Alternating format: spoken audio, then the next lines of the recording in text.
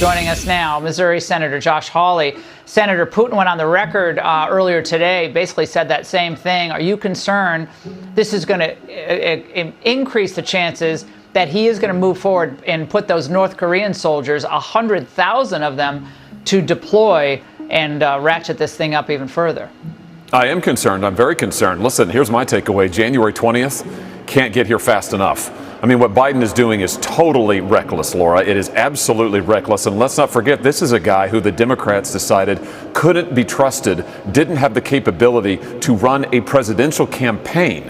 And now here he is, potentially leading us down the path to World War III with just weeks to go in his presidency. It is unbelievably reckless and irresponsible.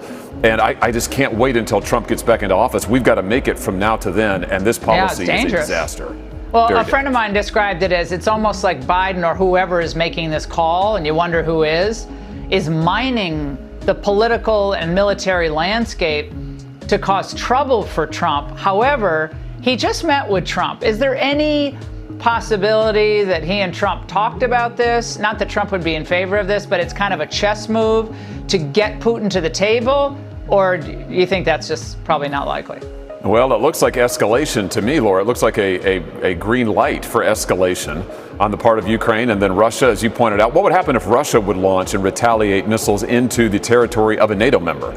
Then our treaty obligations would be triggered. Then we're talking about a full-scale war. I can't imagine that President Trump wants that. He's been totally against it.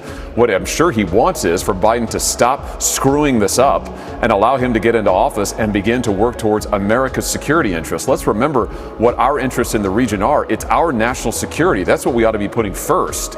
And giving a green light to shoot missiles into Russia, that's not putting our interests first. It's putting them last. It's insane. Do you think Biden made this call? Is he the one who came up with this idea? I don't think Biden's making any calls. I think it's other people within the deep state who want this conflict to go on forever. This is escalation, and I think that's what's going on here. Yeah, trying to prevent Trump from actually being able to, pull out of the situation. Exactly. That's what they did in Afghanistan to him. Senator, as always, thank you so much. Thank you.